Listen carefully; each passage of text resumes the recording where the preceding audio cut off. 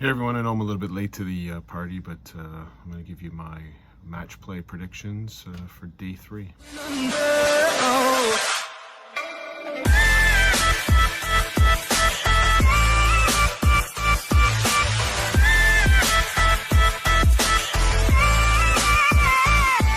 So before I get to the predictions, why don't I did watch the darts, I just didn't put any videos up, but what my predictions were, although I would say I was pretty close, not all of them, but I was pretty close. What's interesting so far is there's only been 2 seeds knocked out so far. So if I go through the matches on Saturday afternoon or Saturday afternoon here, Saturday night, yeah, there were a couple, I thought 2 good games. There was the Clayton Dirk Van Duijvenbode, which I thought was a great game. And then I thought the Chisno Van der Voort was an okay game. The rest of the games, kind of what they are.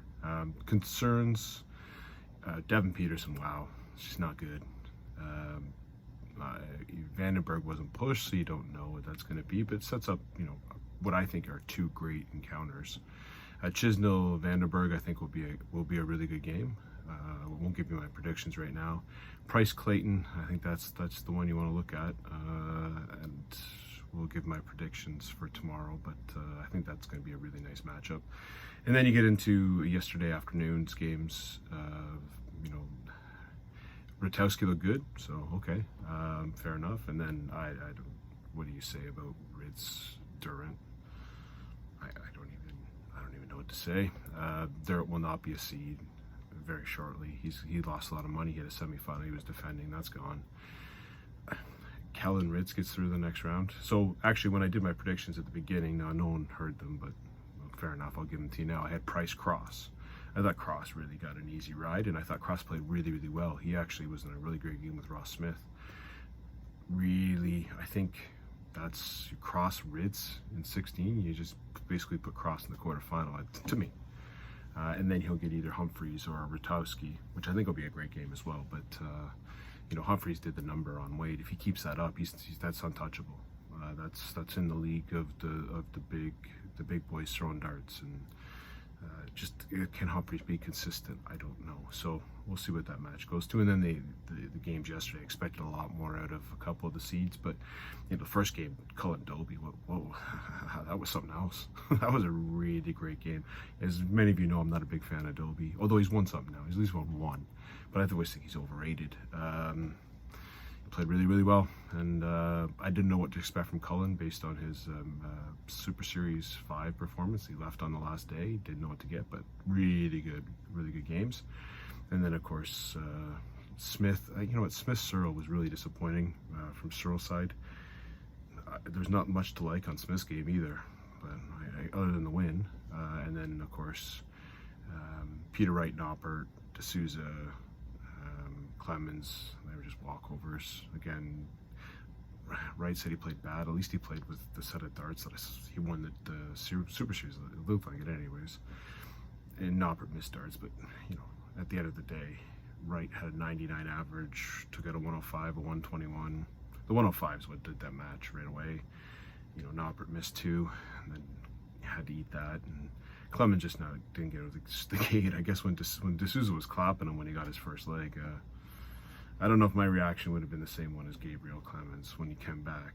To me, I know D'Souza doesn't mean it, but didn't come off as a real class move.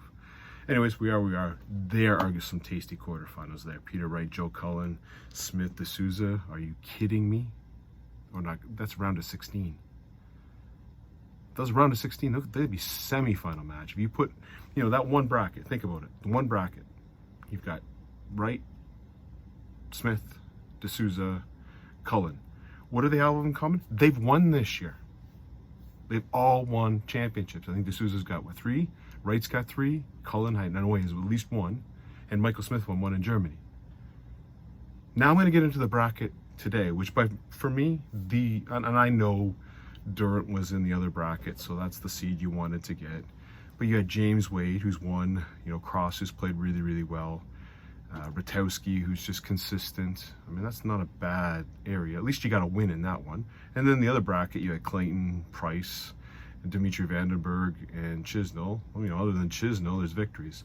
You know what the column I'm going to go through today, or the quarter, which by the way is the easiest quarter. If MVG doesn't get to the semifinals here, it's criminal. Like he couldn't have got a better draw, if you ask me. Just couldn't get a better draw. In terms of seeds, the only person who's won anything in this quarter of the draw is Stephen Bunting, who's a non-seed, and he just won to get in the last Super Series. If you go through it, you got MVG, Damon Hedda, Daryl Gurney, Ian White, Mervyn King, Nathan Aspinall, Stephen Bunting, Gary Anderson. Only Bunting has won anything this year. So please, when everyone tells me that MVG gets tough draws, are you kidding me? Let's go through the matches. The first one, I don't even know what to say. Daryl Gurney, Ian White. I'm a big fan of Daryl Gurney. I like the way he throws his dart, but I liked what he did in the World Championship. He gave Price a go, and you think he's going to carry on, but that has not happened. Ian White used to have the great floor game and couldn't bring it to the stage. He's now brought his stage game to the floor, and he's not playing well. These are two people not in form. I'm going to tell you that Daryl Gurney probably is really happy he got that draw, and I guarantee Ian White's pretty happy with who he drew. The only one that I wouldn't want to draw other than Daryl Gurney would have been Durant. You know, that's the one I would have wanted. But if I take a look at this one, I think it'll be a close game. I think it's going to take a while. But I've got Gurney getting through 10-8. Again, I don't think there's nothing to see here. Hopefully Gurney shows up. I don't expect Ian White to. I expect Ian White to miss a lot of doubles. Maybe score a little bit better. I don't know. Next game up, you've got Mervyn King against Nathan Aspinall. I think this one's going to be a good one. Even though Mervyn King didn't win anything, I think he's played well. He's got to a Masters final. Nathan Aspinall's been in and out. He likes the battle. Maybe the crowds help him out. He certainly likes the battle. To me, if it goes longer, I like Aspinall. I just think Mervyn King, he's done it in the last couple tournaments where he just comes out and he smokes you off the bat. If he gets comes out of that first session up 4-1 or with a break up 3-2, depending on who's got the bullseye, I like King. I think he'll keep the advantage of his throw. The longer it goes, the more he's going to sweat, the more uncomfortable he's going to get. Then I like Aspinall. So if it's a tight game and it goes into extra legs or it goes right 10-8 or whatever it might be, I lean towards Aspinall, but I think King will just get the lead and just keep it. So I've got him winning this one 10-5. Next matchup, MVG, the Chihuahua against Damon Hedda. Now, Damon Hedda is a really good player. He's consistent. I just don't like what I saw out of him on the UK Open when he got on the stage. That was some bad throwing. Is the crowd going to affect him? I know he's won the Masters when he was in Australia, so you'd answer no. He didn't get a nice draw here. He can hit 180s. The key to beating MVG is get out in front. Get off just get going. Put him under pressure. You saw what Peter Wright did in the Championship 20. You've seen how other people have beat him. Luke Humphries in the UK Open. He gets beat when you get out in front of him, because then he starts to go, oh boy. If he gets out in front of Hedda, he'll steamroll him. Do I like Hedda to give it a match? I'm hoping. I am really hoping that Hedda wins this one. As you know, I'm not a big Chihuahua fan. He'll be yipping and yapping and barking and screaming about taking out a 5. I just can't see it. I see MVG winning this one. I got 10-6. And the last match, I think, will be the best match of the evening. You got Anderson against Bunting. Anderson's going to have the crowd behind him, full crowd. It's going to be fantastic. Yes, he can do the business. There ain't no doubt about that. Bunting's been consistent, won a tournament. He hasn't really, on TV, he doesn't really stand out. Other than, the World Championship, he had a nice run. Is Anderson going to keep form for this long? That's the question I ask. It'll be the closest match of the bunch for me, or maybe it'll be the closest match with quality, because I think Ian White and Daryl are going to be close, but it won't be because of quality. It'll be because bad quality. In this one, I think you'll see some quality. I'm going to call the upset. I'm going to say Bunting beats Anderson 10-8. So again, what I have, Daryl Gurney 10-8 over Ian White, Mervyn King beating Aspinall 10-5, MVG beating Hedda 10-6, and Stephen Bunting beating Anderson 10-8. Again, if you take a look at that, that would be only 4 seeds that get through to the next round. And again, this quarter is not the quarter. You're going to see some fantastic matches in the quarterfinals, and it won't be from this area. The way I've got it set up, it'd be what MVG Gurney and Mervyn King, Stephen Bunting, and then you take a look at Peter Wright, Joe Cullen, and Michael Smith, D'Souza.